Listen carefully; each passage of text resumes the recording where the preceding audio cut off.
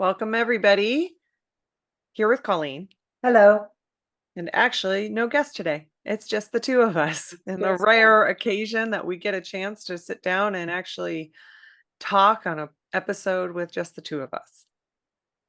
I know, and then it's like, well, what are we going to talk about? Yeah. I think that's usually not a problem. No, it's not a problem with us. So we're glad to be here together. And yeah, we don't get to do this very often, but I remember the last time that we did, we're like, that was so fun. We should do that more often. So, Exactly. so About what's going on in life. yeah, exactly. And I think the last time was in the fall, so it's been a little while. We've had some, big changes and things like that over here at Reiki Lifestyle. It's not a business podcast. We're going to be talking about other things, more spiritual things. But yeah, we have a new website, we have all new systems behind the scenes, we have so many different things. So it has been kind of a whirlwind of a fall and winter as far as like Reiki lifestyle things are concerned, but we're loving all of it. And yet it's also been like lots of changes that are happening, which is always good. And I am in love with the changes. Me too. So, new branding, new colors, refresh. Thank you, Kim, who's probably going to be listening, and Dee and Pooji and Heather. Of course, always Danny. I better stop. I have a long list. All right. Lots of long lists of thank you. Yeah. Well, so what we thought we would kind of, with these episodes, like we always have a little bit of an idea of what we're talking about, even a little outline of what we're talking about. And then once the two of us get going, we just never know where it's going to lead us. Colleen was saying that in the next few days, there's going to be like six planets in Pisces, right? Yes, but that will have passed by the time I this, know, but I'm just saying that yes, like you being very Piscean, we never know how deep and where this is going to go and how many what we're right. doing. Well, we're in it. We're in all the Pisces right now too. Yeah. Yes. Oh, okay. Yeah. Yeah. So anyway, so in the month of March, speaking of Piscean energy, perfect to support that. We're actually kind of exploring this idea of spiritual awakening and how Reiki can lead us to or support our spiritual awakening. And it's an interesting topic as we've been, listening to this concept. There's a couple of things that for me kind of come up in the forefront with it. But I think it's such an important topic because it's such a big piece of the Reiki, path, the Reiki journey that most of us take. Um, is that I feel a little bit of pressure talking about this subject. I don't know if you do too, Colleen. And I think the reason why is because of how the term has what the term is in current day. I think that there is I want to say this kind of delicately, but like there can be maybe overuse for lack of a better way to say that. I think there's a lot that comes behind that term and you hear it used a lot. And so there's a little bit of the pressure of that aspect of it. Also, on the heels of that, like I'm not any authority on how this looks. It's just our perspective on it. Right. We do not have the answers to the meaning of the universe and all of creation from the beginning of time and what it actually is. Exactly. So I always hesitate to have a little bit I don't even mean that we talk about it in a way that's authoritative or anything like that, but it just is it's a broad subject. And yet I also don't want to not include it in this idea of Reiki because it either our kind of awakening to these paths opens and we find Reiki, or Reiki is the catalyst to these paths. Kind of, you can see both perspectives happen. You can see it happen in day one of Reiki one, or even a a Reiki session, or maybe an experience that you have at your yoga studio where a Reiki master came and did a Reiki sound bath or something like that, that it kind of stirs up that dust of that remembering. And I we'll get into kind of what we mean when we think of spiritual awakening as well. So because it has so many different terms. But you do see it like in Reiki so commonly that I think it's an important aspect to talk about with it. And also in my own experience, it is my path to that continuing journey of like those, more enlightened states of being as I walk this planet. And so, for us, it's really such a big part of the tools that we use to explore these big spiritual concepts and what it even means. Well, you started off with the discomfort in discussing it, which is interesting because this is what we talk about every day with all different language.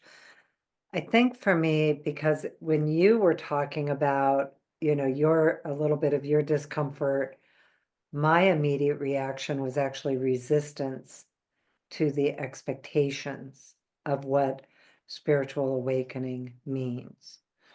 And I think what I mean by that is in my own experience, really seeking spiritual awakening, like a lifelong path of how do I get there, even before it was a term, even before I knew what that meant. Um, to me, I think I have always had that inner calling towards spirituality and spiritual awakening. And then recognizing the expectations that I had about what that meant and what qualified me and what I had to do to earn it and get there. And am I there yet? Or am I making it up? Or all the different self-doubt. Am I, going to the imposter syndrome of it? But most of all, because I was surprised at my reaction when you were talking to, oh, I had an immediate resistance. And then went to, well, what was that? What's that? What's the resistance? And it's the expectations. And the expectations for me, what I put on myself and where I am today with it. So it's a fascinating topic. Also, I think because specifically with Reiki, Reiki is always about what does it mean to you? It's not like what it means to me could be very different than what it means to you. Everybody's inner truth and spiritual awakening has different terms around it, different beliefs around it, different experiences of it, and what the value and benefit and reasoning behind it, what even that inner calling is that, we always talk about that tapping on the inside. What is it? Where is it? How do I get there? How do I find it? And then for me, the shamanism and Reiki, although I would say I also experienced it as a child in the Catholic Church, where I had many of those profound moments of deep spiritual connection. And I left the church as an adult. Well, really, even as a teenager, but I wasn't allowed to leave as a teenager because of family pressure. But as an adult, when I left the church, questioning authority, and then taking what it took me like 20 years of seeking to find a path that led me to what I would think of as the truth of spiritual awakening to me today. I think what we should first start off with is what does it even mean? And then also, do we have our own perspective outside of, I mean, I know we always do, but what is our perspective of it outside of the kind of standard definition of it? But we threw it into chat because I was curious about what it would like, what is that? How would you define it? Because I can define it in a lot of different ways, but then also there's a lot of words to how I think of it, how I experience it, how I, how it's a part of my life. Um, and so I was like, okay, and I kind of liked this definition. So I'm just going to read it because that will be an I was just easier. thinking we should have put it into chat. Yeah, I did. So chat says I would define funny spiritual awakening as a shift in awareness that expands your perception of yourself and the world.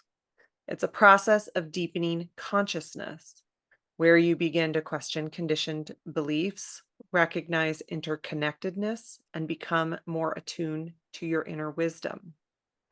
It's not a one time event, but an unfolding journey. It could come gradually or suddenly, often sparked by life challenges or deep introspection or spiritual practices like meditation or Reiki. I'm going to add in plant medicine into there because that's a big source of it for a lot of people. The experience varies for each person, but common aspects include heightened sense of presence and awareness, a shift in priorities, values, or beliefs, a deeper connection to love, compassion, and purpose, feeling more aligned with intuition or divine guidance, an increased sensitivity to energy and emotions. It's not always blissful. Awakening can involve confronting fears, shedding limiting beliefs, navigating uncertainty, but ultimately it's about stepping into more authentic and connected way of being. And so it's just That was fantastic. good. I know, right? That podcast over. No, just kidding. There's a couple of things that I would probably more than anything add to it. It's a shift. So even just the first line, a shift in awareness that expands your perception of yourself, the world, and I would actually also say the divine, because I think that that's a really big piece of it. However you define that, whether that's, the source of love or love consciousness or the divine or God or, there's sacred geometry. There's a lot of different kind of those non-physical or higher consciousness aspects that I would add into that. For me, a part of that, well, it's all of the above of what I just said. It's how I would combine all of that into one term is the divine. So I would add that there. And then the other thing that I would add is this awakening can involve confronting fear, shedding limiting beliefs, and navigating uncertainty. I agree with all of that. I also think that there is a really big piece of healing that happens from trauma this lifetime, lifetime. And that's a part of the journey, but that can be a big piece of it, but also that empowerment. And it did say that it's, partly about stepping into your authentic self, but that empowerment aspect that can come from awakening. Well, what's interesting with that first line, go ahead and read it again. Spiritual awakening is a shift in awareness that expands your perception of yourself and the world. And then I added, and the divine. And what's interesting with that is that I think that's what I meant by the expectations is I thought because for me, the spiritual awakening with the divine was the part that made sense. Like that was automatic.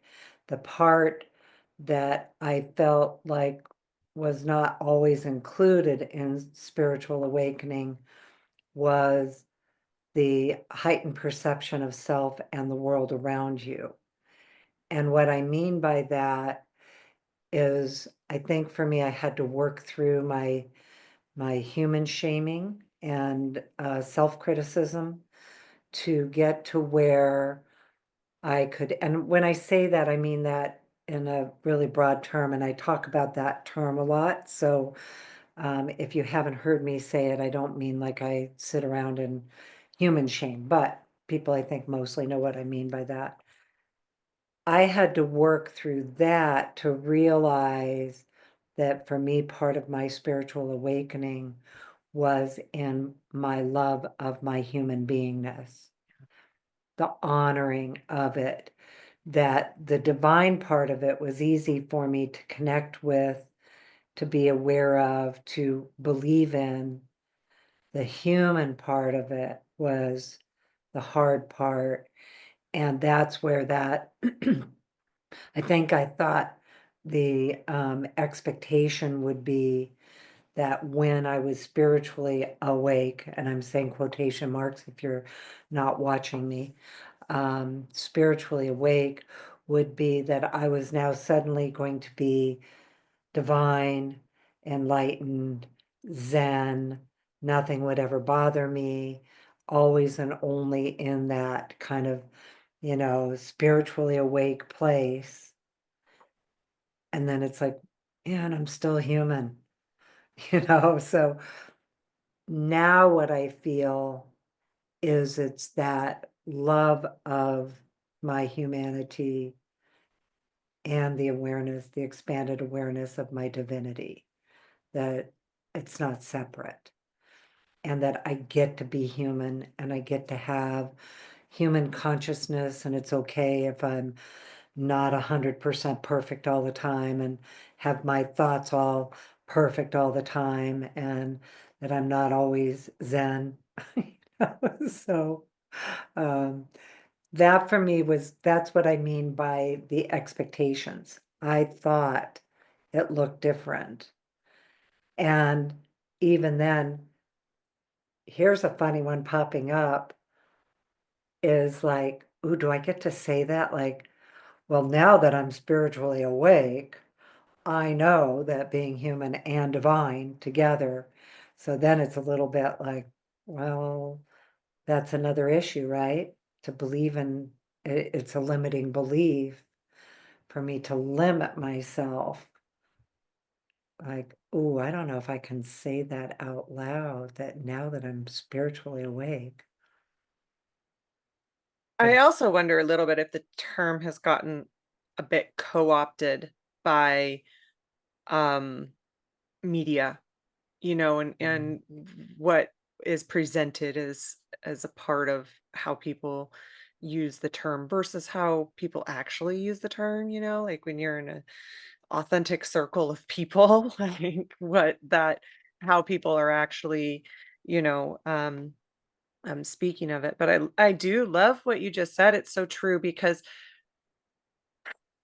as you were talking about that, it was like I think it just always spurs so many of our own thoughts as much as I try to be in my active listening skills, speaking of that we talk about all the time. Um, but it's just I feel like the energy just kind of spurs then oh like, oh yeah, and then there's this because you said something about yeah, we're not I might be in my awakening self or had a spiritual awakening moment or time frame, but I am also not enlightened yet. Mhm. Am I ever going to be in this lifetime? I don't know.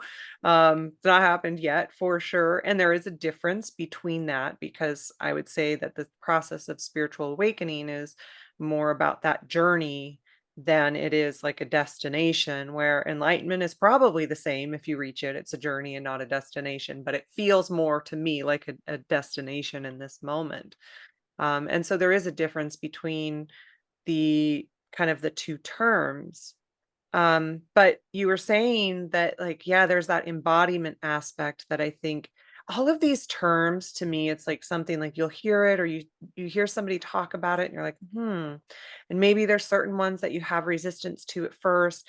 And then as you're like exploring that and it and listening around it, it's like your own understanding and deeper understanding of the term comes to you maybe even over time because embodiment is another one of those terms that I know for me was even a little hard to grasp until I was like, "Oh," but it was through my own understanding, not somebody else's understanding of what that meant, and I did have a little bit of resistance to the term in a way because I'm like you, that I really enjoy, like, being in those divine spaces, and but then there is that aspect of embodiment and understanding that love that you're talking about of our human nature, being human, being here in this time frame as consciousness discovering itself or however we define being human.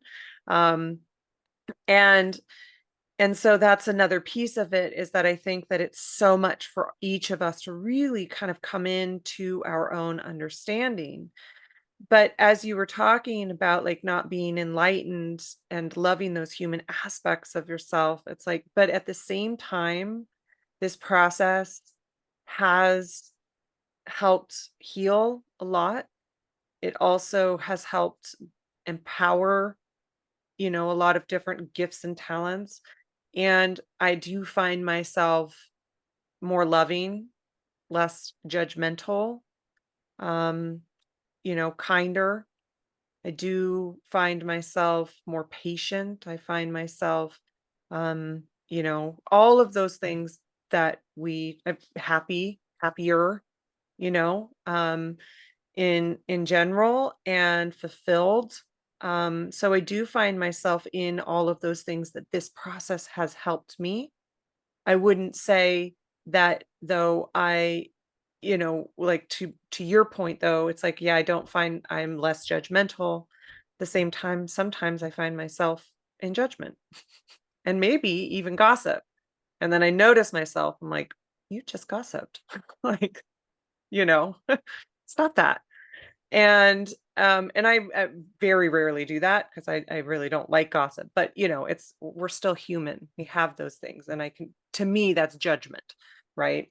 Um, and, uh, you find yourself still in those times, or I still find myself, angry, even though I overall, maybe I'm more patient, maybe I'm more kind. There can be moments where I'm not, where I can have anger, and then as continuing through my trail of thoughts, sorry, as you were talking, it was like, okay, but then even the Reiki precepts exist, right?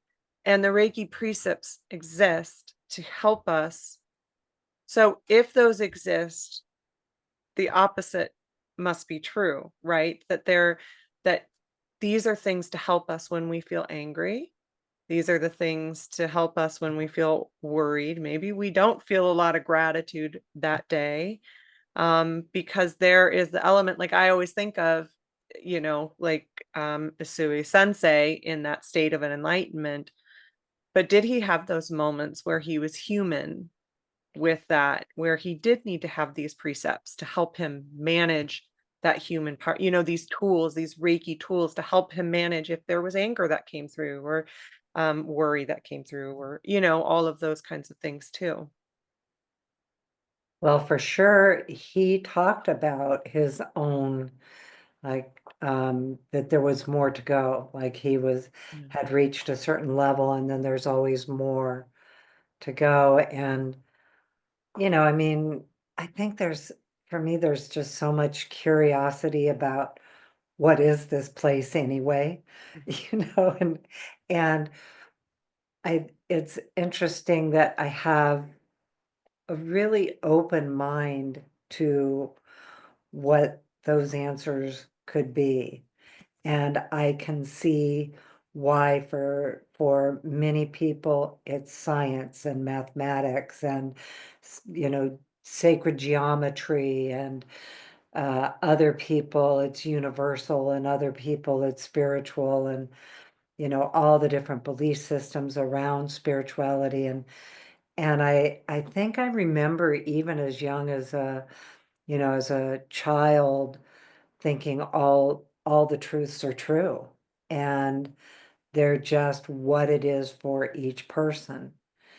And so for myself, finding Reiki after all the years that I was seeking, and I look back, and of course, in my generation at 68, and it being so different today, with the possibilities of spiritual curiosity, spiritual, um, you know, journey, exploration of what that is. And as you were talking, I was thinking back to, the early days, and I'm really dating myself, and a lot of you won't even know what I mean by oblio. And oblio was a whole TV program or a movie about the point. I still don't know what the point was, but it was profound.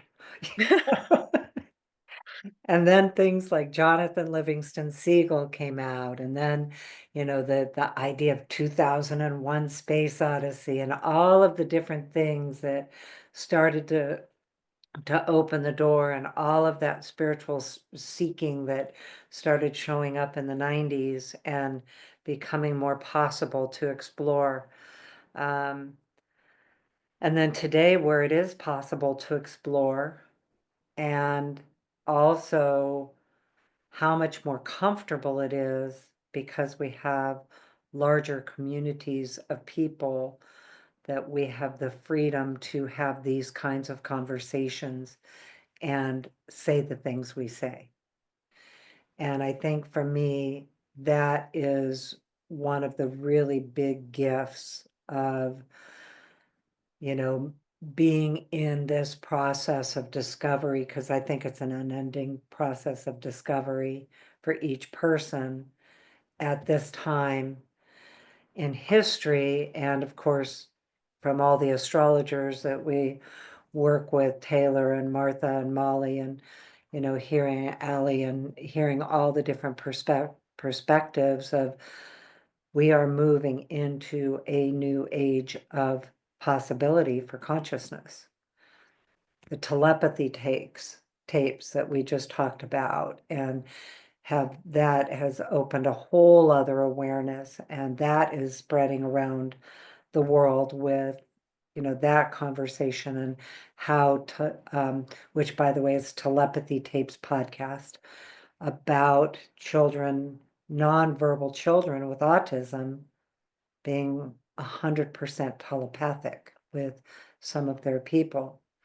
And so I think that we're at that stage.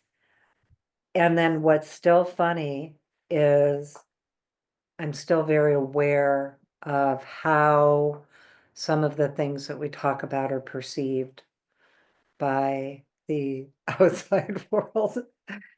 We were just talking to Brett Bevel on our podcast earlier, that was already released before we did this one, about talking to trees. And for us, it's such a normal conversation. And yet, for other people, they're like, trees don't talk. Yeah. Trees don't talk. So, Yeah. so it's such a journey, and Yeah. truthfully, such a fun journey. Mostly. So interesting, mostly. Yeah. Thank you. Mostly. Some of them can be harder parts of the journey, and then other parts, like you said, fun and fascinating and expanding. It's expansive. You know, and the thing is that there's so many different ways to achieve this process of becoming more and more yourself, underneath the culturally created self, but then also like recognizing that God spark that is within. And also in that process of remembering around that, because sometimes that can be challenging too. There's so many different ways to achieve, feels like the wrong word to um, use there, but participate in this Engage, process. Huh? engage, Yeah. And for us, have found one that we like. And there's a lot of different ways that different people do this. And Reiki is one of those ways. And there's a lot of different modalities and ceremonies and, things, workshops and classes that we will take from other people in other modalities and experiences and things like that. Um, but for us, I would say that Reiki is kind of our main one. I know, Colleen, you've talked a lot about your history in shamanism, and our practice blends the two practices, but that Reiki is a really a big piece of that, and that it gets to be a path to this, because I listen to, podcasts, and I think, um, yeah, that's I well, yeah, I explore that. I do that too.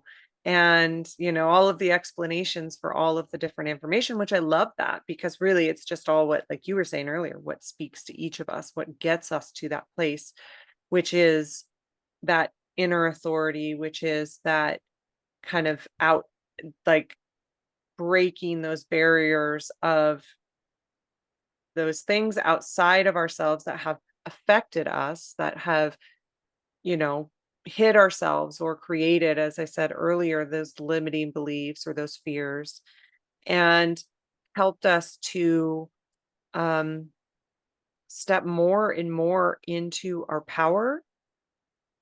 I also think that there is this process, like you were saying, I think you said this, is that there's more of us doing this on the planet. And so it is like, while it's breaking away from those outside authorities, it's also bringing us back into that interconnectedness, that understanding of interconnectedness, like that we're not necessarily separate, that we are, one ecosystem, we're one planet that has beings of all kinds, and that we live in one ecosystem, and that if we can move more and more into that, that that is how things shift, and that is how we continue to kind of evolve as a species, and we have the energetic backing of it, like you were saying, with this age that we're in. We have things like Zoom that are helping us to connect all over the world. And even if we, go to meet in person, we still get to experience these perspectives outside of our own, maybe very small local communities, which can be very helpful. And so, with I think where I started with this is that Reiki is one of those ways that we explore this. We explore our healing. We explore our embodiment. We explore whatever that means to us. We explore um our intuition, we explore our empowerment, we explore the connectedness with the earth, we explore the connected with the energy, we explore the connectedness with the divine. And then you add in all of these other elements from other modalities that have kind of blended with so many modalities now, such as, the chakras, and understanding the energy centers of the body, and those aspects that we can explore that with Reiki as well. For us, we use Reiki journey techniques to explore a lot of these concepts, and that is has its roots in shamanic practices. And so there's all of these different things as well that we can use Reiki to explore what that all of those different things are. And I think that that's such a big piece of it, because the energy is also facilitating that for all of us. The wellness aspect, because some of us come to Reiki where we are, we're looking for any solution to maybe a health problem that we're having.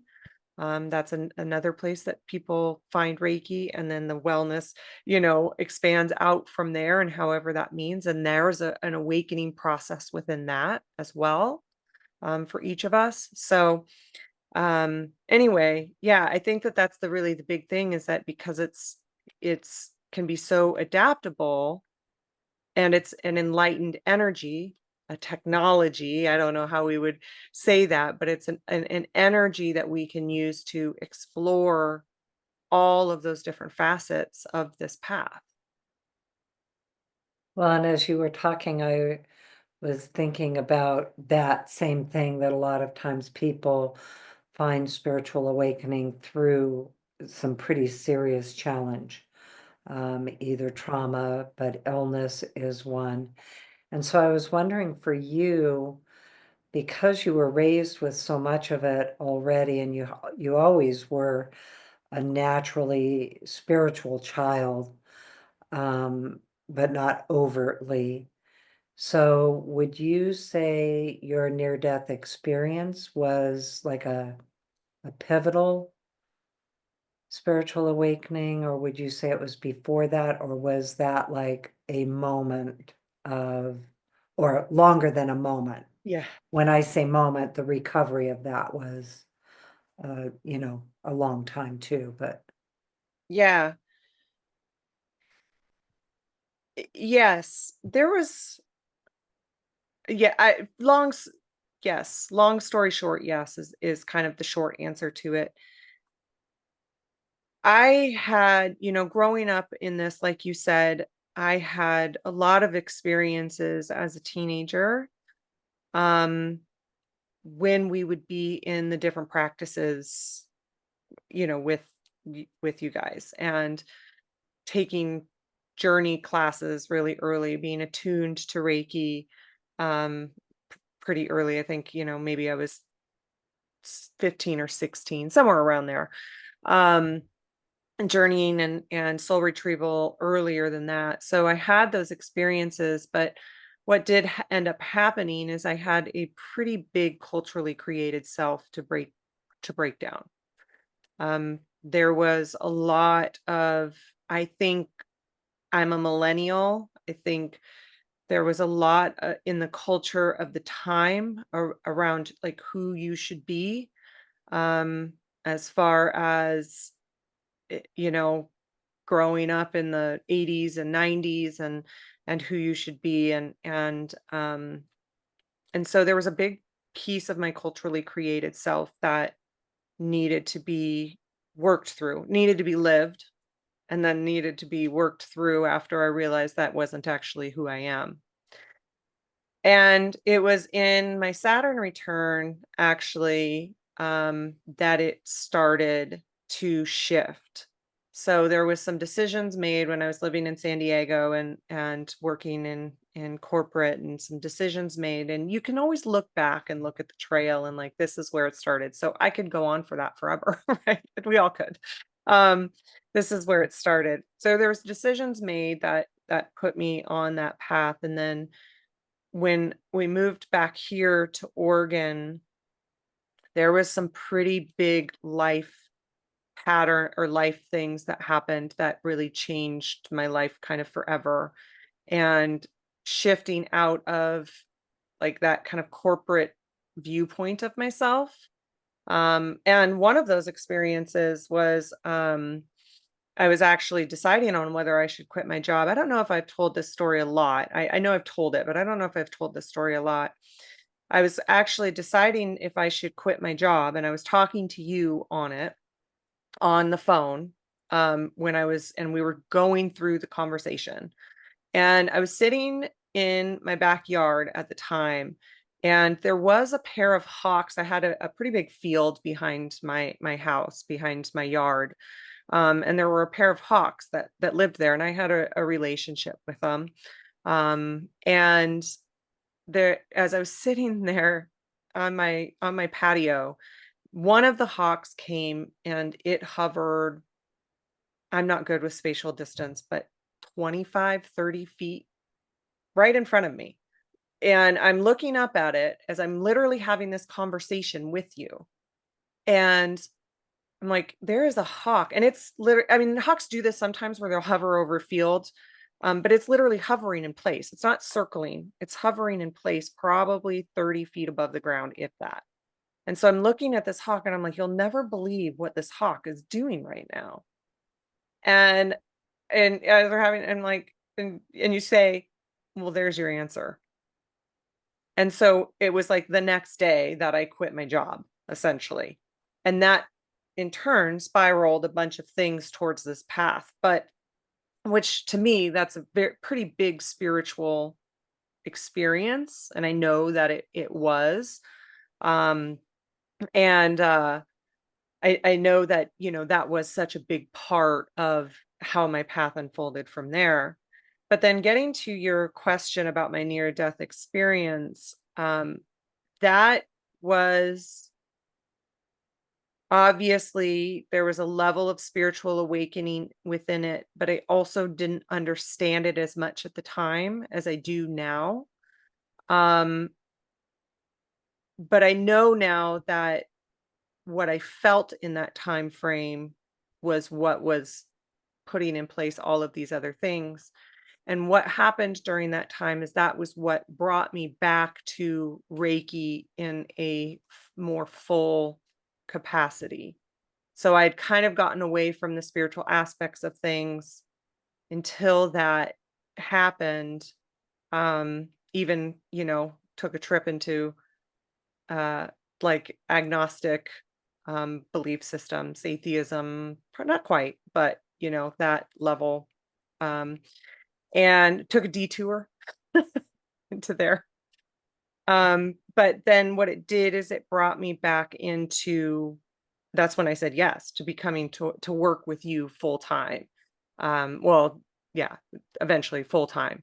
And in that time frame, I know that I crossed over and I did have the experience of Anshin Ditsume, which I didn't know that's what it was at the time, but it was this element of there was just this peace.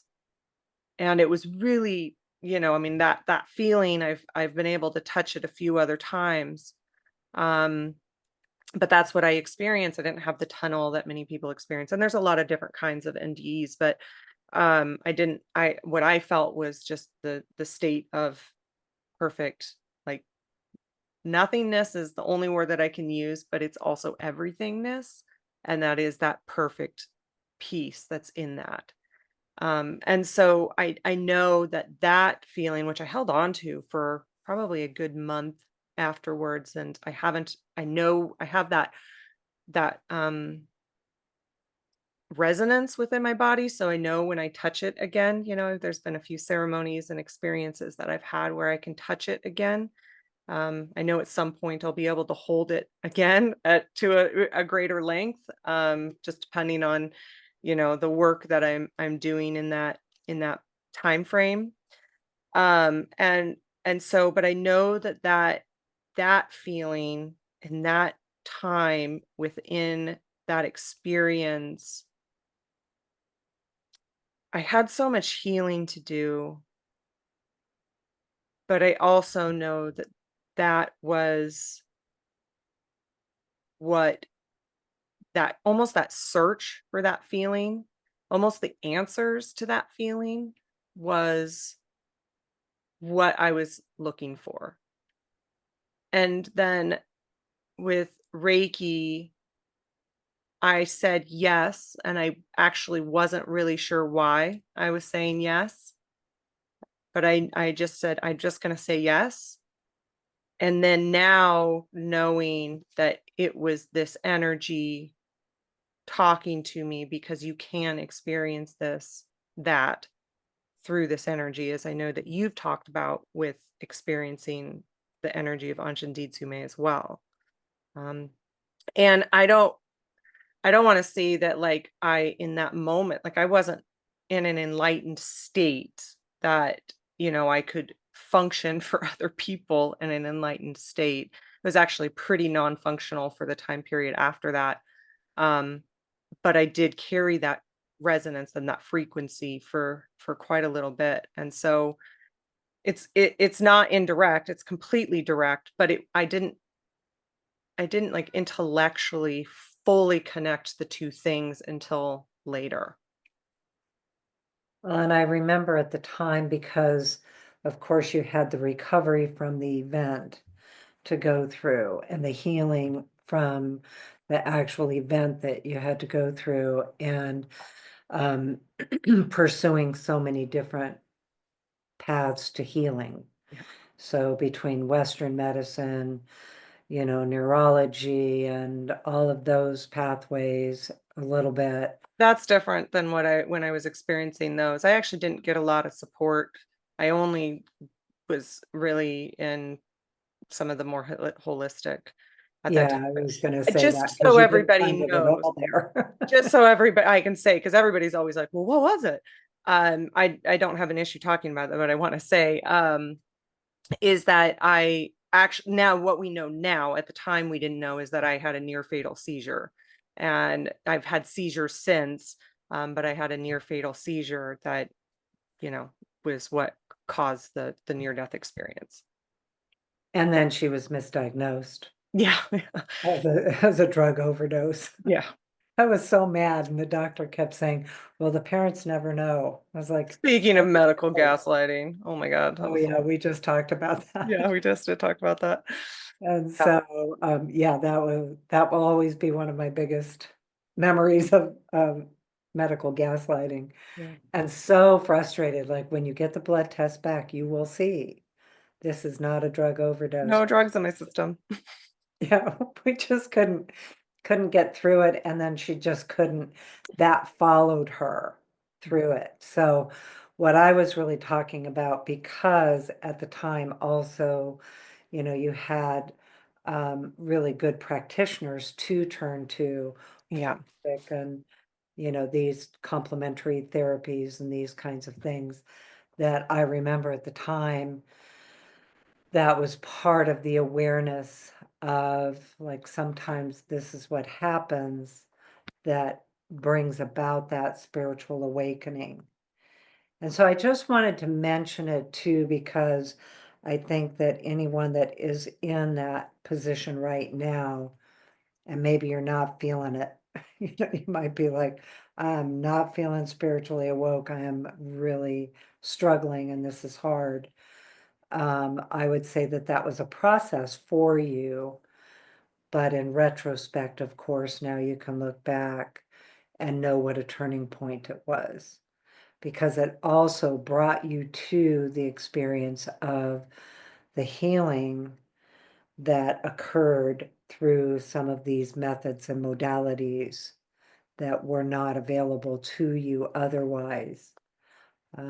So it can be, the whole thing. That's why I think for me, at the beginning of the conversation, really having the awareness of the human experience in spiritual awakening, Yeah. everything, Well, it's so true. And at the same time, like the next hard cycle of going through health issues, it was I was a lot more aware because of the Reiki energy and this work, that I could kind of more lean into the trust of the even though, I mean, dark night of the soul shit. Like, it's not like it was easy. And there are days where, like, human grief, anger, all of those things. And then there's other days where you come out of this Reiki session that, or the different things that I would have, or my own Reiki journeys or things like that. And I'm like, okay, I just learned a level of compassion that I didn't know was possible. And I am learning that because I'm going through this right now.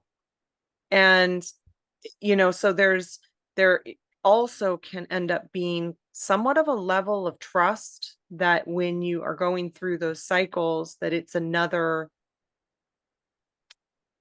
it's almost like another level of your evolution, of understanding, like, the availability of those divine aspects that you can have as a human. Like, I have more compassion because of this experience, or I understand the infinite more because of this experience. Like, there's so many different things that also can come out of those time frames. And I know going through another hard cycle, like, I was able to navigate it with Reiki energy, navigate it with these tools. Like you said, thank God the community that we have, I was able to see practitioners and stuff like that. But that I can at least see, like, okay, well, what the hell? Like, and then sorry for the swearing, but it's, like, I can see, like, I can answer some of those questions when I'm navigating it. Why is this happening? What am I? what am I gaining from this? And I would hope that you could gain those from other ways of being. Sure, you can too, but at least I have that comfort of knowing that, like, okay, I understand this lesson to a deep level, and that is a superpower for me, and it's unique to me. And it's something that it's a now a gift that I carry. It's a resonance that I carry, that I can have now that deeper level of compassion. And I say that because the last, and I know I talk about it a lot, but the last health cycle that I went through that was so challenging, that was one of the biggest lessons that I came out of there with, is another level of understanding of compassion.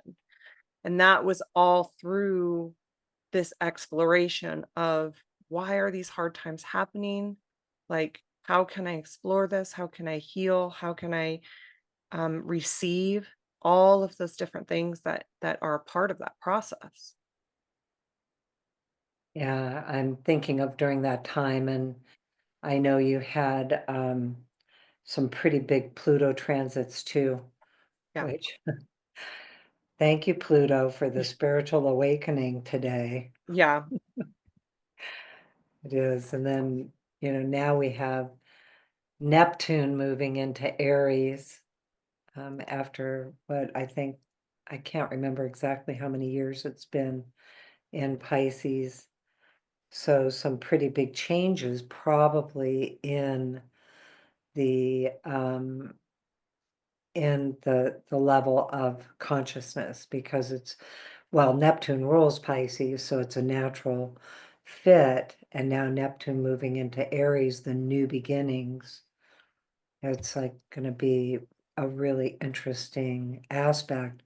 And then when Saturn moves into Aries also in the summertime, and the two are running together, Neptune and Saturn, it's like we talk about applied spirituality all the time. And that's how one of the ways I think that the combination of those two could be brought together from a spiritual awakening perspective. And then it comes back to, our topic about how do we use Reiki for it, and what does that mean? And I think about the different symbols and what they bring in spiritual awakening, like the power symbol, for instance, CKR. And it took so long to understand what each of these symbols is, and to understand that I only know a little bit about what they really are, and how that power symbol came in as the power of love, and that love is the core of existence, at least through metaphysics, that we think of that, and remembering that we're made of that, that the earth is made of that, this world is made of it, even though it's a dual world. And then the mental emotional symbol with divine mind, communications, ability to think clearly. Brett was talking about divine imagination, empowering our divine imagination, our intuition, and our instincts. I think that was a big one for me too, is really getting to embrace my instincts. And then the inner truth, because we have not, as a culture, I know it, like I watched that with your daughter, Luna, that, she really gets to be in her inner truth differently than my generation, your generation, for sure. Um, and inner authority, because that's the big one. To me, I've had to work so hard on what does that even mean? What is, because it talk about resistance, even resistance to the word authority was, such a big one to kind of overcome and understand what my own inner authority is, that I get to have my own beliefs. And I get to have my own limiting beliefs too. Yeah. And I get to think, okay, now, all right, Reiki, come in and help me heal those limiting beliefs and open, And then sometimes like last week when the floodgates just opened and I could hardly manage the amount of quote spiritual awakening I was having. It was like minute by minute new downloads coming in. And I loved it, but also it was a bit overwhelming, a bit manic feeling too. And I think that I now that I bring that up, I want to say that too, because one of the things I think really happens with Reiki energy and spiritual awakening is that it does it at a realistic pace for us. And it does that by reading the pace that is appropriate for you. And sometimes that can feel faster than you're ready for. And other times it's slower than you're ready for. And what is beneficial by it is it doesn't just open you wide open to not have an understanding of where you are while you are in that opening. And, I've seen that sometimes with some of the other modalities and not that it can't happen in Reiki too, but I've seen things where people get opened faster than they're ready for, or have the capacity to hold or understand. And it is one of the things over the years with all the people I've seen with Reiki is that it truly operates at the pace that is reasonable, even though, like I say, for me, sometimes it's been a really like rocket ride pace. And, in retrospect, I can look back and go, okay, I was in a place for that. And then sometimes it can be like, whew, this is overwhelming with the, continual expansion of my belief system and my experiences.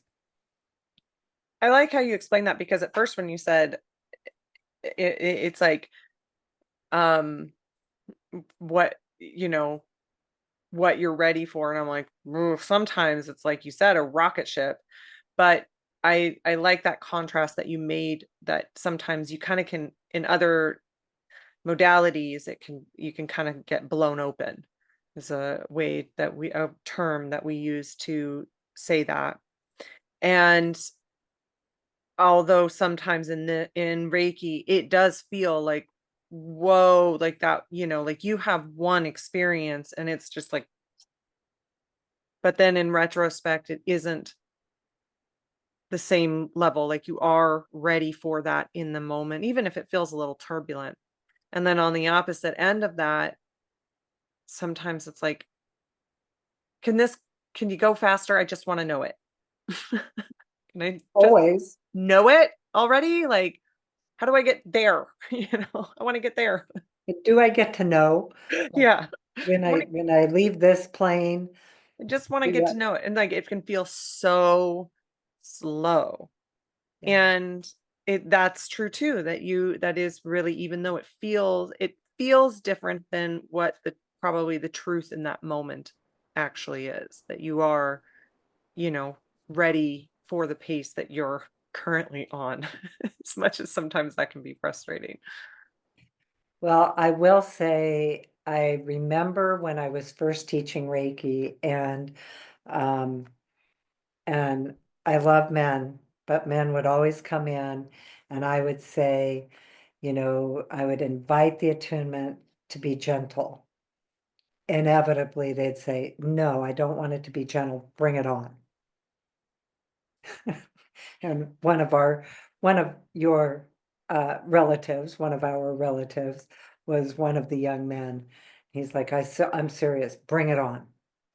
Just put him on the floor. Just, I was like, I told you, ask for it to be gentle. And but he was like, then of course he loved it. It's like, no, that was good. You know. And I would be like, yeah, and I went into the whole thing of like, for a long time, I always said, and I think now it's just an automatic instruction, in that relationship with Reiki, it knows I'm going to say, yeah, bring it in the gentle way. let's do this the easy way. I don't I do not need any more of those. I But you did have them, and oh, I maybe at did. the time, that is what, like, because that's the thing, is that maybe that's sometimes, like, it can be gentle and easy, but sometimes what people need can be that for themselves. And I'm not saying they need that, like, because I agree with you. But like, it's why I think you see so many people have so much benefit, like with ayahuasca, for example. They're like, I need that 12-hour vomiting.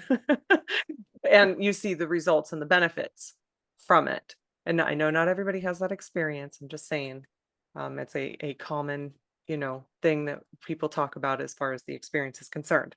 And so it's like, yeah, sometimes that, like, people need that, but the thing is that it's possible without it. Yeah. And I remember somebody saying one time that, that I think they were talking about plant medicine. They're like, it's like Reiki, but accelerated. And one of the things that because we've, said on this podcast lots, we're very big supporters and proponents of plant medicine. But one of the things that, speaking of Ram Dass, because we were just talking to Brett Bevel, and he works at the Omega Institute. And one of the things that he said is like, because he was, for those of you that don't know, he was pretty. I don't know enough about the history to be a, any sort of like authority, speaking of, on this, but he was very big into the LSD psychedelic movement back in the 60s. And one of the things that he would say, and what spurred him to travel to India to learn from his guru, which is in those cards from Brett Bevel, is that he said, but I couldn't hold it. So I was like, but wait, if I can get here, how can I get to a place where I can hold that space? Where can I get to? Because with the other, like, there's that come down and I have a hard time holding it. And so he would talk about that was what spurred that learning from him, so that he could end up being in that holding place with that level of awareness, that level of awakening, that level of consciousness. And to me, that is a part of what Reiki energy can do. Like, it helps me to hold that awareness on that more daily basis. Obviously, Ram Dass was a pretty um, high consciousness guy.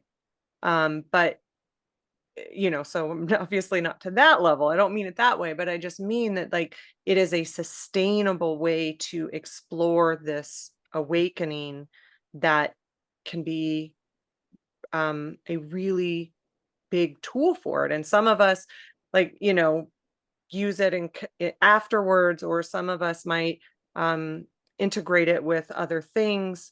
But that is one of the things that I find such a match for me on this path, is that I can spend all day, every day in the energy, and it's unending. And yeah, I still have my humanity, of course, but I can have those times where I'm in deep ceremony or a deep Reiki journey and have those mind expanding kind of peak experience type experiences. And then I can hold those experiences as well through the Reiki energy, or live from that Reiki consciousness aspect as much as possible on a sustainable level, day in and day out. Well, and I think that's so true. Of course, I'm of the generation of, it was just kind of enough behind the 60s where we had the education of never do those kind of drugs or they will, ruin your Yeah, I life know. and you'll turn them on to children. I'm the children of that generation and grew up with Dare, Say No to Drugs, Yes, Reefer and Madness. so all of that. So I never did any of it. And so, as Robin said, we've certainly been supporters of it for those that is a match for, but it wasn't really ever a match for me. Um, culturally created self, and at this point I'm not really guided to it. But Anyway, back to the idea of the experience of it, and I'm recalling when I say I wanted Reiki to be gentle, it actually wasn't my first experience and with it. And now that I think about it, how like I kind of forgot that part because after I got my first attunement, I had been super skeptical about Reiki. I was like, yeah, I don't know. I've been doing shamanism for 3 years, and it was, all of these practices, and I knew Reiki was given to you. And I thought, yeah, I don't know. They just do this attunement thing and then you have it. And it was outside of my belief system that that was possible. And then I think the level of experience I had with my attunement was equal to my skepticism because after my attunement, I had such a physical current running through my arms and down my hands. And a good friend of ours was um, in the end stages of Lou Gehrig's disease. And I had been there at the beginning with him to know that it started with this tingling. And so I was kind of panicked about it. Like, oh my gosh, this current. And I mean, it wasn't like a kind of sorted current. It was like a running through my arms and it lasted for months, like a long time. And so I used to sit, I've talked about the big tree beauty that we lived. She always said we lived under her. And I would go sit on her roots and try to discharge the energy. And I would take selenite and try to discharge the energy. And I would ask about it. And, the people that I would ask, I think didn't understand. Like I really like it made me afraid. Like, uh-oh, what is this? But what it did was it brought me to, well, if this is true, what else is true? If this is real, I think that's what it was. If this is real, what else is true? And that, I think that one piece combined with I had always been a spiritual seeker. That was the piece that made me know this is my path. Reiki energy is the path, the shamanic work, of course, amazing experiences, amazing training, amazing expansion of spiritual awareness and awakening and all the different practices that we did and experiences. But I do think that moment, because of the way the current ran through my arms, I that was that key moment of this is the path. Because if this is true, if somebody can just do this attunement thing in like 10 minutes, my first Reiki master class, my first one and twos were 3 hours. My master class was 3 hours. I didn't get like full training. I just got the attunements. And I remember just being like, whoa, okay. Well, like you say, though, what's funny is that you were in shamanic training already for a couple of years. And so, And how many? three. Yeah, exactly. So that's what's funny. I want you to keep going on that part of it because we talked about kind of like the near death experience aspect of it, but I feel like yours wasn't quite the same way. I don't know I don't remember exactly. Obviously, I was young of like what caused you other than, Kathy saying you should go get a soul retrieval, but then like, you know, what was your awakening path before the Reiki too with it? Were you Well, just like dancing around and having fun, or was there like massive healing? And not that there wasn't both, but I mean, was there like, were you going through something at the time to cause you to pursue the path further? That's the question I'm looking for. well, again, I would say for myself, in retrospect, I always had an expanded viewpoint of reality. And so I can look back and at the time as a kid, a teenager, I don't think I realized I might have known that it was different than others, but I just was doing it, the way I thought about things. And then I think I lost some of it. I think it kind of, I just, you know, you guys were little, we had the farm, I was busy, everything else that going on. And I was still trying to find a pathway.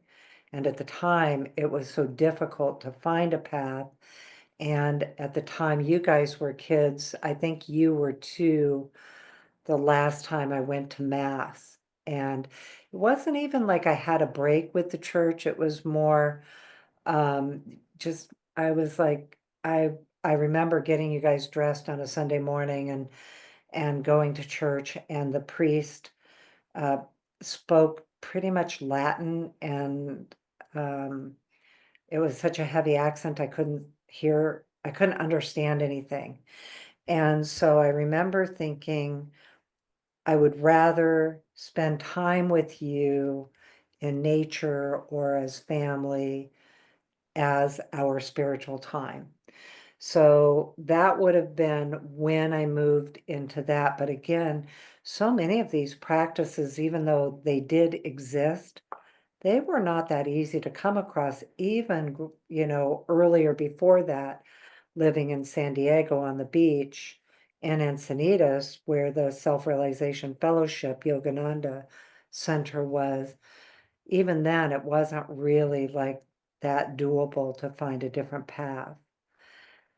So the shamanism was during the whole time I was, reading all the books, I was paying attention to, different ideas and different spiritual ideas and concepts, Celestine prophecy.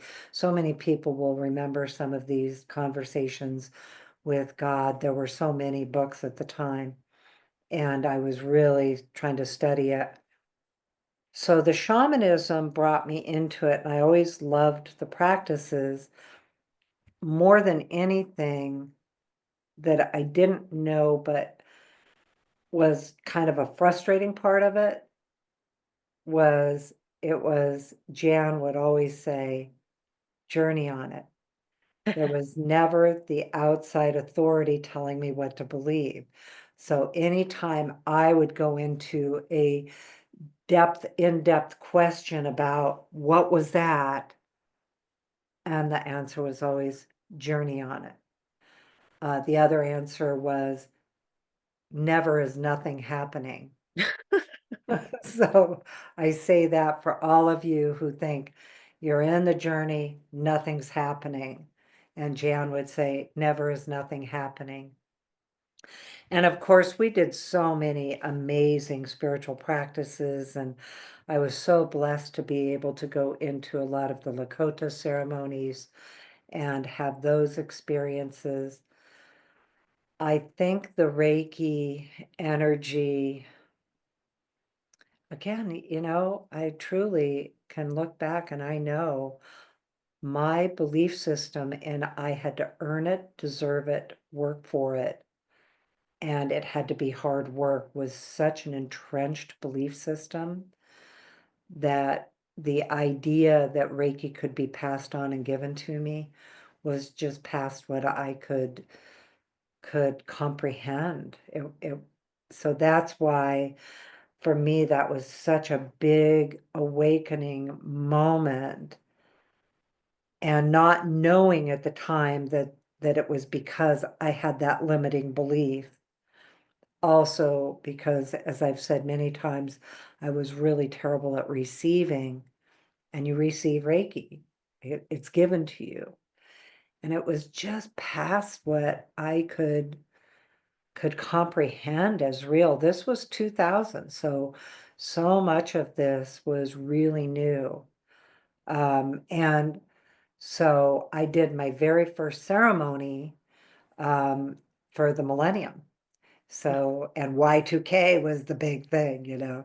So I did my first burning bowl ceremony, and Brenda always had me, Brenda was always the one to push me out in front. She's my best friend from childhood.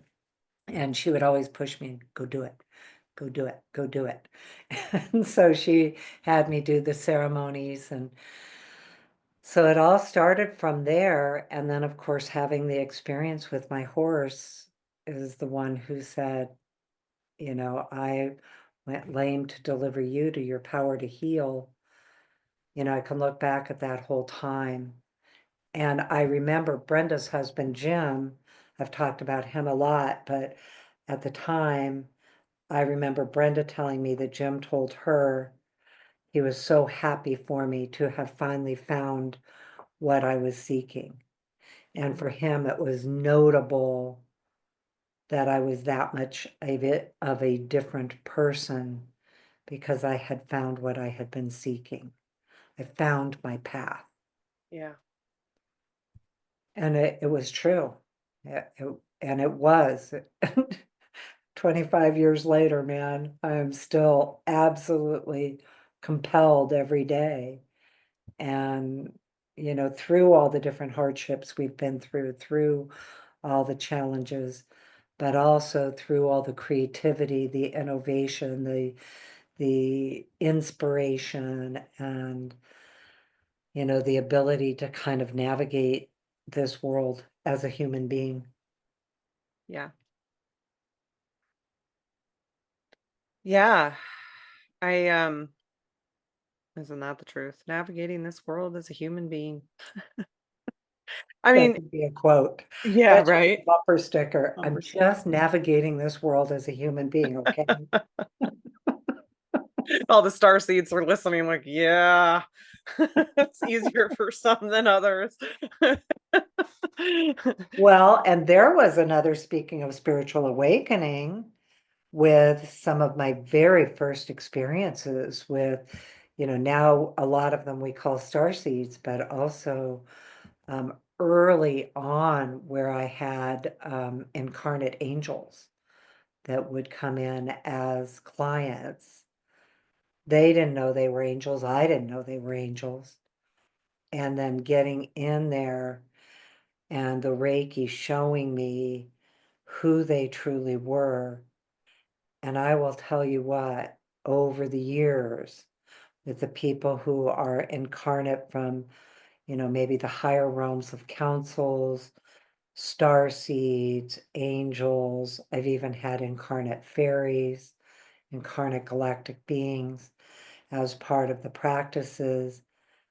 Talk about that opening, the awareness of reality, Yeah. and seeing how that's true. And I can tell the listeners that 100% of the time when I have shared that information, which at first was really uncomfortable to share, but I might have shared the information with a client that, well, in truth, what it's showing me is this world is so challenging for you because you actually are an incarnate angel. 100% of the time, they've said, oh, that makes so much sense. I think that's why people who are like star seeds are like, it's so helpful to find that out because it didn't make sense before, you know? Mm. Um, I think oh, you should talk a little bit more about star seeds because we know what we're talking about, but go ahead and share that with well, again, I'm not an me. authority on the star seeds. Like you said, it's an incarnate angel. It's the same thing. But what are you talking about, Colleen? It's a little easier of a term, but star seed is there are, many people that are that recognize that they might have been that they are maybe even the first lifetime as a human that they have come from a different like galactic realm, like a Pleiadian or an Arcturian, or there's a variety of them, and that sometimes being human can be challenging because they're like, I don't understand it because the properties that are in those realms are different than the properties that are here in this realm as far as like how even existence kind of works. So that's what a star seed is. It's a similar idea to an incarnate angel. They're just different forms. And that's both things are summarizing them to a very big degree. So if you have more Yeah, questions, definitely research it. yeah, we are definitely giving the very one line version of that. I would say as much as anything, because it's certainly been a big part of my practice and working with people that, and here you go, like I would have had zero idea that was even possible. And, it showed up in the work and expanded my awareness of, the dimensional spiritual realms and soul realms that we incarnate from, and why there can be like so many people all of one kind of level of consciousness, and then you have some of the people that are individually in these levels of consciousness. And now, for any of you that have not listened to the telepathy tapes, really that podcast, and you can just go find it on the podcast, finding out that a lot of these children, and this is something also that had been shown to me in sessions with children with autism, is oftentimes they are such a high consciousness, this body just can't handle it. Their bodies cannot handle the level of consciousness they have. And I know I've said that before, and for people who work with children with autism, I don't mean to like summarize it in a way that is different than what is understood in different ways. But the telepathy tapes has really shown often these are nonverbal kids, that, by all outward appearances, maybe don't even have like a common intellect, and then find out they're actually highly conscious, highly telepathic, but their body doesn't work well for them. Like their body, that what the way they can describe it is a lot of times their body just does what it does, and they just have to do what their body's doing. So anyway, these levels of consciousness that we have and the possibilities, and it's one of the things that we see as practitioners and teachers with Reiki, is truly our human intellect and our authentic intellect is so much greater than what many of us are living in, which to me is part of the spiritual awakening individually, but also collectively. That we can understand actually we have a much more expanded reality than, what you can touch and feel and see. It's way beyond that. Um, and not everybody's interested in it, and they don't have to be. I think that's the other thing is, there are those of us born to want to know and remember, and not everybody does want to know and remember, and they're not born for that. That's not what they're doing here. So it's really unique, and that's why we say what we love with Reiki is that the Reiki energy teaches us how to find it for ourselves. Because every single belief system, maybe they might not coin it as spiritual awakening, but every belief system that has some kind of a passion within it can have that awakened experience of self. It doesn't have to be like what you think of as spiritual. It can be a huge range of definition of what that means for each person.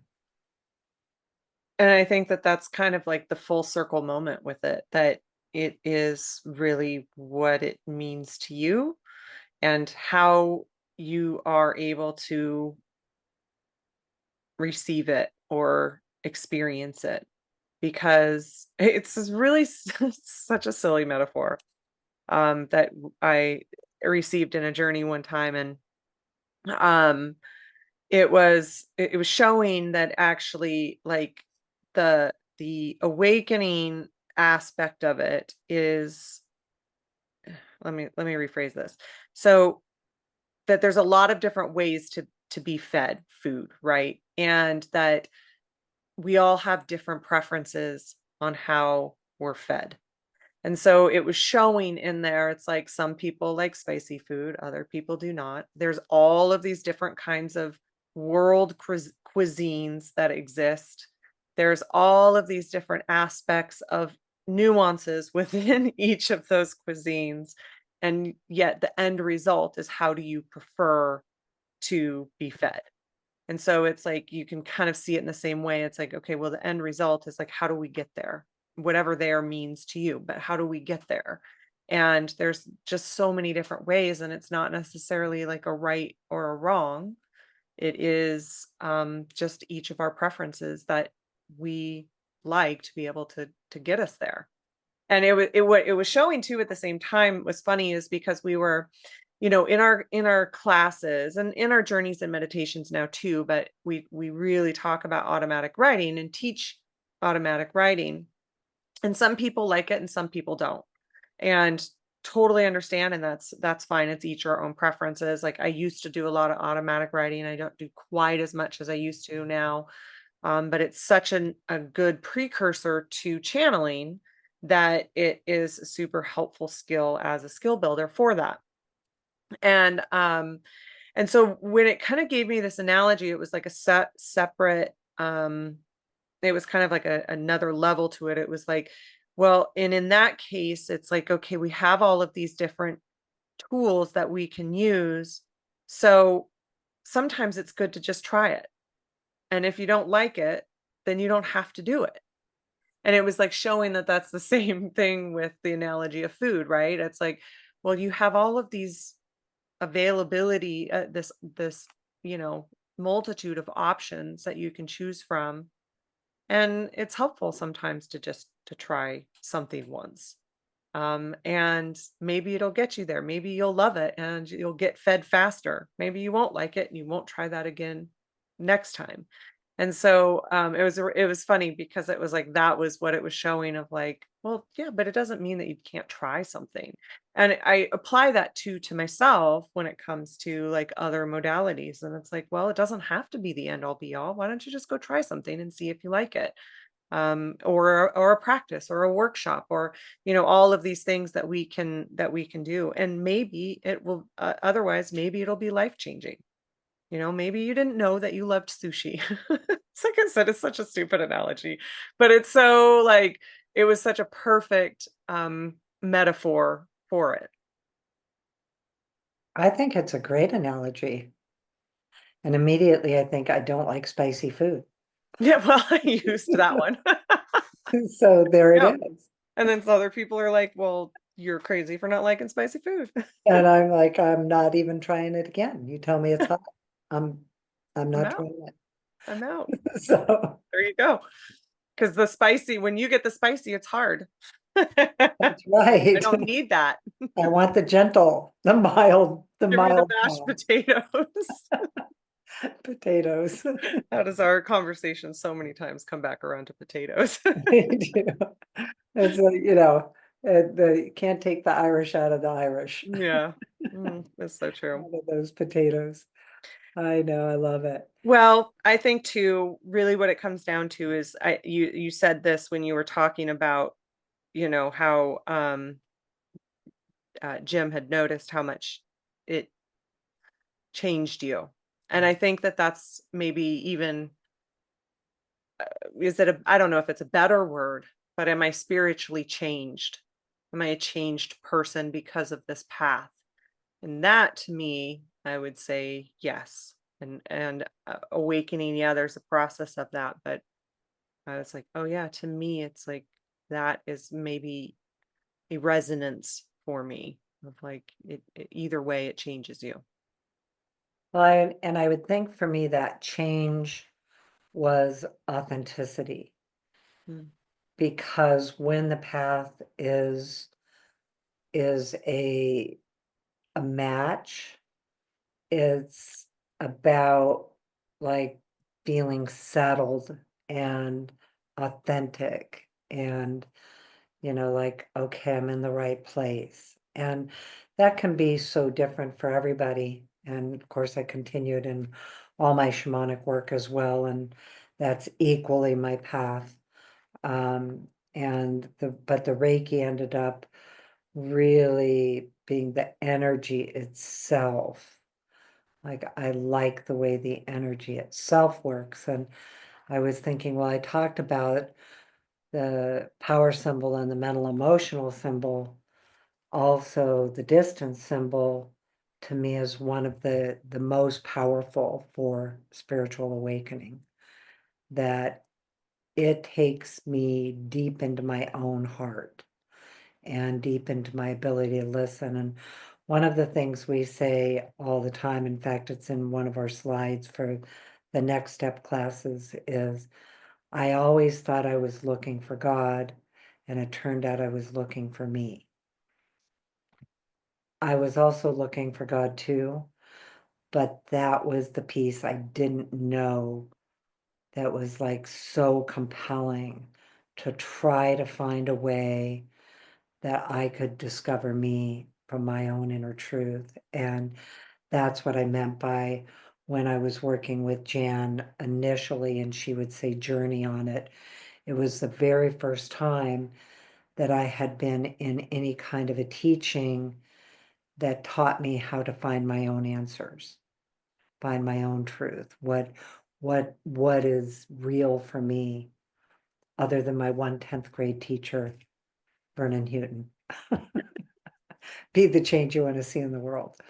He was the one teacher that was like, okay, start exploring yourself. But from then till then, it was always that outside authority telling you what Yeah. to believe. Here's what the Hmm. scripture means, you know? And it's funny because you said all this time I was looking for God, but I was really looking for me. And then I was like, who is also God? I thought that too. Yeah. Oh, funny. And it's speaking of Ram Dass, one of the things that he says is we are all just God in drag. You know? So yeah, it's that's the other piece about this. And it's funny too, because like you and I, when we talk about this, is that we have different perspectives on things, Yeah. on and how our belief systems are, on what we believe, how things come to us. Like I was, as you were talking about the symbols, and to me, I also agree with how you perceive the symbols. And then one of the ways that I really perceive them is like God, guru, self. So self being the power symbol, guru being the mental emotional symbol. So higher self, that's your higher self, your own guru, not guru outside of you, your own guru. And then God being the distance symbol. And that's that divine connection. And you see the Trinity repeated throughout a lot of different belief systems and different, obviously in the Catholic Christian religions. And there's the Trinity in a lot of different faiths. And that is, but yeah, how I think of it is in that way. We've got the self, the higher self, and the divine. Love that. Mm. Yeah, and of course, all the other symbols and everything else. Yeah. And We then I could, hear how other people perceive the symbols. I'm like, ooh, I like that. Yeah. yeah, They're right. so multidimensional, you get to explore them. And people, I think of Franz Steena's book and how he's breaking it down, um, breaking the kanji down into one, stroke at a time, and the translation, and how that's a part of the meaning.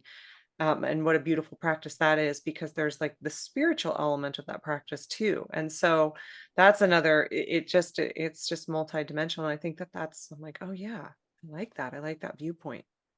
I'm going to adopt a little bit of that and a little bit of that.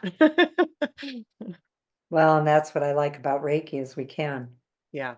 That actually is specifically what I like about Reiki energy, and the way that it teaches us to practice it is to really allow it to expand our awareness of its possibilities and what it does. And I feel like for me, it always has me in that place of observation of how is it kind of creating in the universe and creating within me. And, um, I do think that it's all around us, just waiting for us to tap into it to the degree that we want.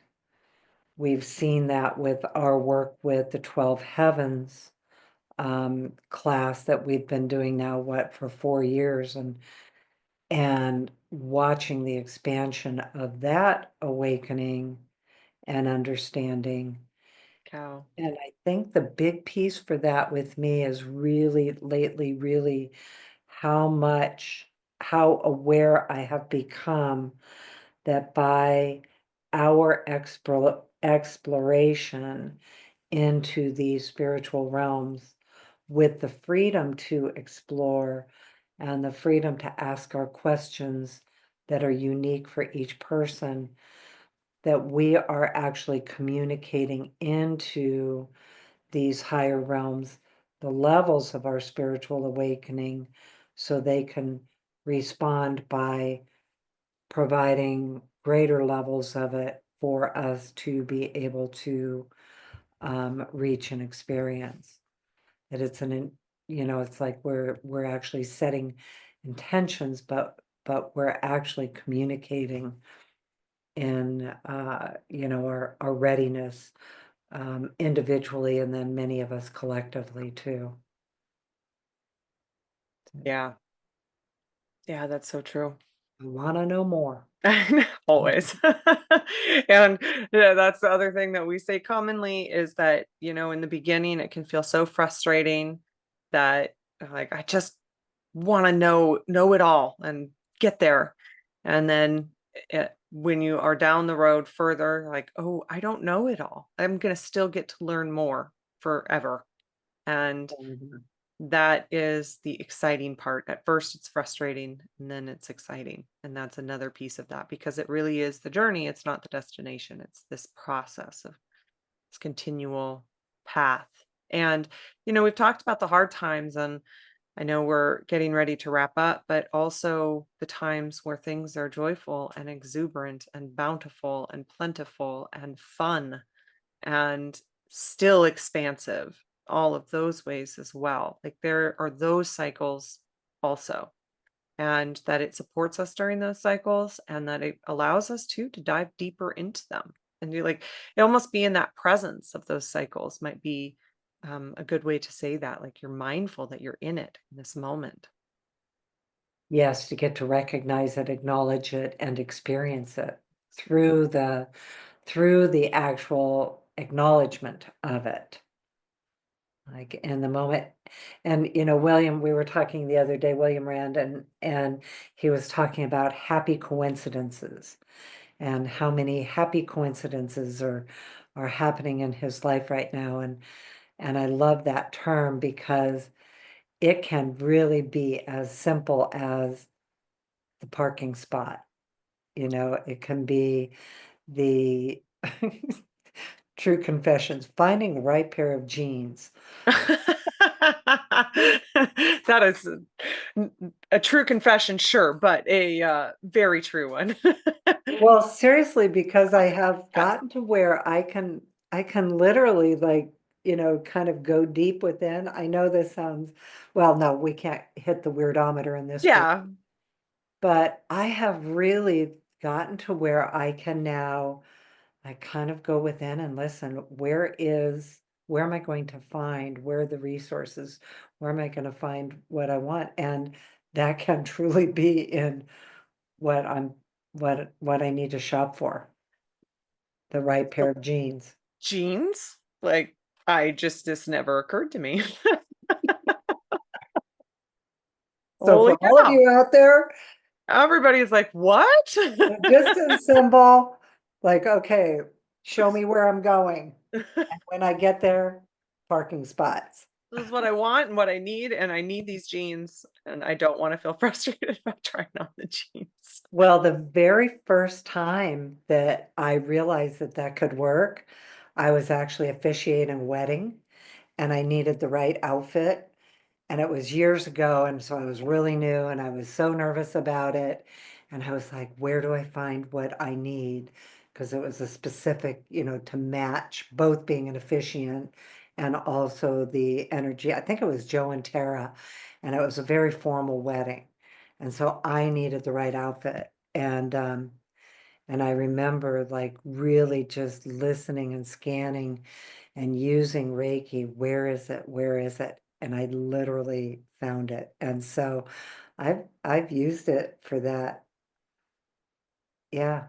Even with Luna the other day, I went a little bit too far with how many places we went, but knowing to even go where we went instead of the closer store, I drove further because I knew what we needed. She needed a bathing suit, and I knew it was there. Colleen's newest article, Reiki for finding the right pair of jeans. And yet you're going to be praised from the mountaintops. Like, thank you for that tip. Exactly. You I could can have said that at the beginning of the a lot podcast of and we would people, have been there. a lot of people were like, oh, sweet. Thank you. Yeah. Got one thing out of this podcast. Oh, I, no, but for I, real. I spiritually awakened. So, Well, though, and here's the thing is that when we're talking about this, it's like a serious subject, right? But this is also it. It's a part of like being human and humor. And like, it really is, it's not about being fully enlightened all the time because, a part of me could be like, well, who cares? Who cares about that? And not like from your perspective, but like for myself, like, why does it matter that I have the right pair of jeans? But I have I'm a human and I do have a certain level of care about that. Not like I don't base my life on it. And, anyway, it's like there's this idea that like, oh, I have to be this certain type of way if I'm going to be, quote unquote, awakened or enlightened or spiritual or all of that. And I think that piece is changing so much because there's room for all of our different versions of it and the human aspects of life. And I just love that you use that example because it's so human, and yet it is the idea that you can use Reiki for that. But it's true. Like it is such a like that is such a daily like human, and I'm not going to use the word mundane because it's not necessarily mundane but kind of, a little bit. it is. And you're still like using the energy to help you with that using it in your daily life. Applied spirituality. Why spirituality? Yeah, it's just like it's kind of so perfect because then it's not like you're not in like a ceremony or like, your 4-day ceremony type thing. Like you're going to wherever to find a pair of jeans. Right. That's awesome. Well, yeah, and I know we're wrapping up, but one of the people who really taught me a lot about that was Vidya from India. Mm, Vidya Singh, and she just talked so much about how Reiki helped her manifest, and like that was, and I think at first some of those things I felt like I like, is that allowed? Do you get to use it for those kinds of things? And my clothing example happened before her, but I learned so much from her about using Reiki for like really practical manifestation. Yeah. that's such a great point. Yeah, Mhm. and I love that. Wait, can I really use like these kinds of things for something like that? I think is a little bit of a resistance to like I can kind of feel that in myself too, a little bit of a resistance around that. And so it's actually like, oh wow, yeah, that's helpful and a part of the path. Interesting. Well, and it's not separate. No, And it goes to the separation of, well, this is spiritual, this is, going out shopping. I'm being spiritual or I'm being human. It's like, no, you're being both.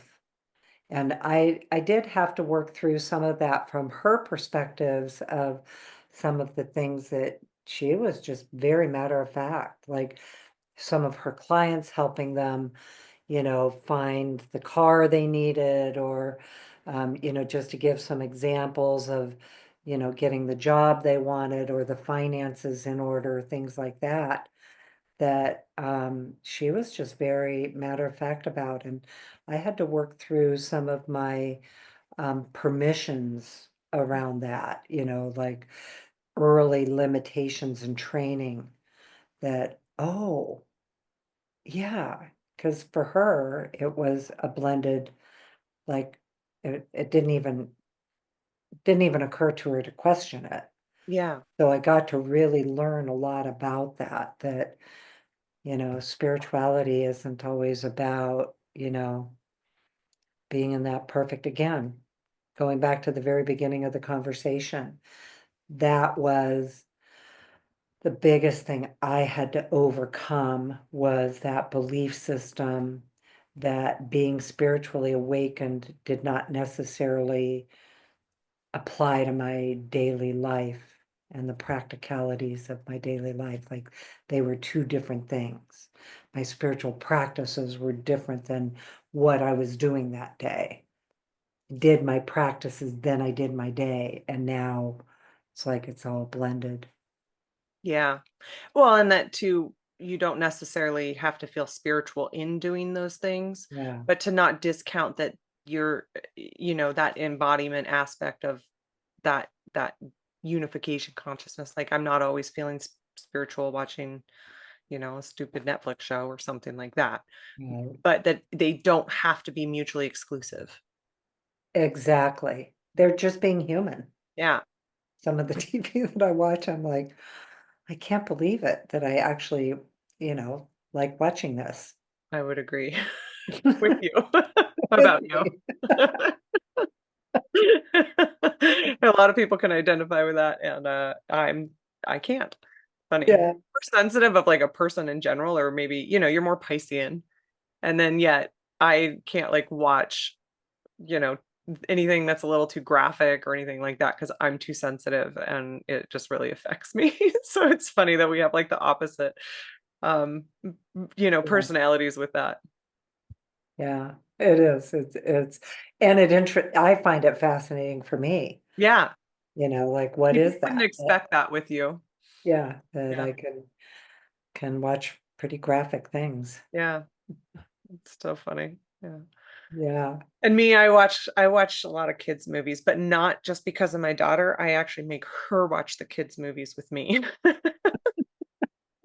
So, Well, and now some of the kids' movies really, speaking of spiritual awakening, oh my gosh. Mother Bear came out. That was one of the big Oh, first you ones. haven't even seen some of the No. newest ones and the things that they like address in there. Like it's crazy. Like Moana and Encanto and Frozen 2 and some of those that I just have these massive spiritual concepts and also that inner authority concept Yeah. as well is a really big piece. It's like they are addressing um like knowing, like being in your own inner authority. They're addressing intuition, they're addressing ancestral things, they're addressing generational trauma, like they're addressing like all of these things in such a beautiful way. I just wonder sometimes. Oh, and then this year, The Wild Robot came out. If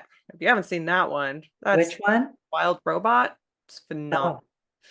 Oh, Some of just the themes that they have in these movies I think are, and it's a lot of it's subconscious. The kids don't necessarily equate the two with it, but yeah, they it's like I wonder sometimes what are the writers doing that they are writing these concepts into movies like this, because they're concepts that are in a lot of this kind of work.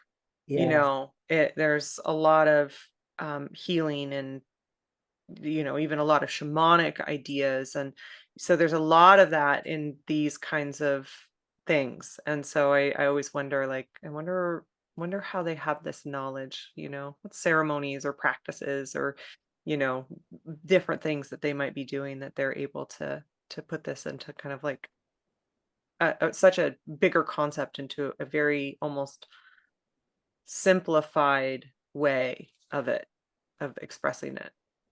Well, and some of it, either they have really good consultants, You might. uh, but yeah, well, speaking of going back into the 80s and 90s, look at when Labyrinth came out. That's true. There's some in there. Labyrinth and Dark Crystal And both Dark Crystal, I was of going to those say that movies. one too. The Labyrinth, I still reference that. I still have that come up in my Oh, journeys all the time. she said the words. Or um, but uh uh you have no power over me. Oh, that one for Yeah. sure. Yeah. So, okay, we are can One more, okay, no, please do. because I just had this at Calvin's motocross, my grandson, and I was like, bog of eternal stench. That's a labyrinth reference. That's a labyrinth, bog of eternal stench. Yeah, I yeah. won't even go into details on it. Just trust me. That was my thought. It's very muddy and a lot of diesel. Let's maybe Um, not end on that one though, let's Colleen. not end on that one. Oh, yeah, I just Awakening with the bog of eternal yeah, stench. seriously, with a side of that, I think is that but it's also reality. It's who we are. So these are our conversations and what we talk about. But also that people can, I think it's that perfection idea. I don't think that um none of us are perfect, and I don't want to try to attain perfection. And when it comes to spirituality, I, I still have that sense of humor that you're talking about, like with the bug of eternal stench, and none of it looks. And for some people, it does. You see people that are able to embody that um even the way they speak, and like, oh my gosh, you just feel so good to be in your presence because of the way they speak, because of this path that they've taken. And so there are people that are like that. And I know when I've come across them and been around them, and I'm like, oh, I just want to be in your energy because you're able to hold it at a high level all the time. And that is a part of many people's process too. And so that's great. And then also just to know that it's not necessarily like that for every single person. Well, and I think to wrap it up and like truly wrap it up, Actually. um, I think the final thoughts is first of all, spiritual awakening is unique to each person. And to allow it to be your truth, your path, your way, and your inner authority, and how Reiki energy actually helps you get there. And, we didn't go into specifics of how to, but more of the concepts of it and our own experiences with it.